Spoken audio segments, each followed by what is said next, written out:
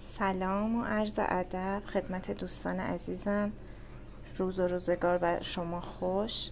امروز خدمتتون هستم با آموزش کتلت مرغ خوشمزه.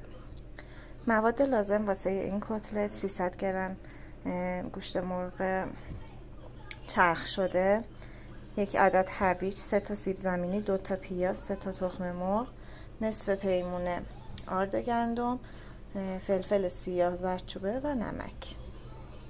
اول از همه سیب زمینی و پیاز و هویج رو با هم رنده میکنیم، ولی آبشون رو نمیگیریم چون آبش باعث خوشمزه تر شدنش میشه.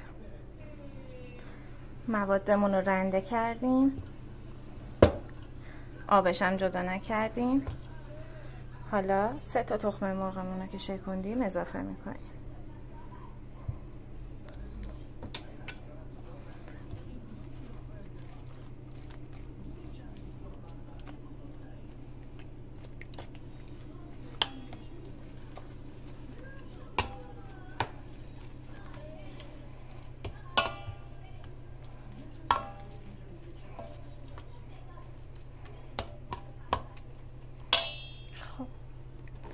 حالا مرغ چرخ شدمون رو اضافه میکنیم، دوباره هم میزنیم.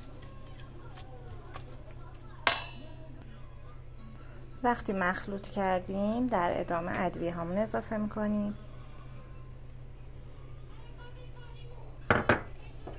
آرد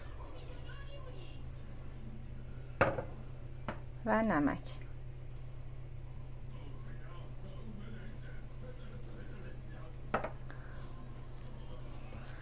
دوباره مخلوط میکنیم.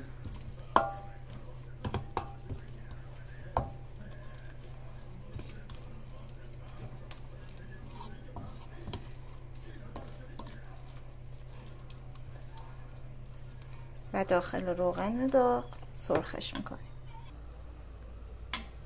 یه قاشق از مواد رو برمیداریم و داخل تابه پهن میکنیم. وسطش رو یه حفره ایجاد میکنیم تا کاملا مغز پخت بشه.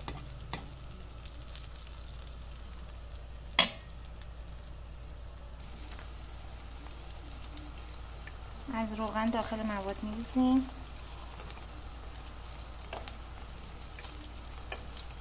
هم باعث پف کردن کتلت ها میشه، هم باعث میشه که کامل داخلش پخته بشه.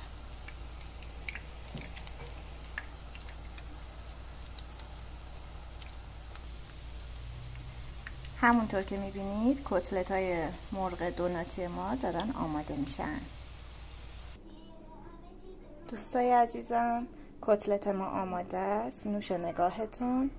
جای همگی سبز. ممنون میشم که کانال آشپزبانو رو دنبال کنید و منو حمایت کنید.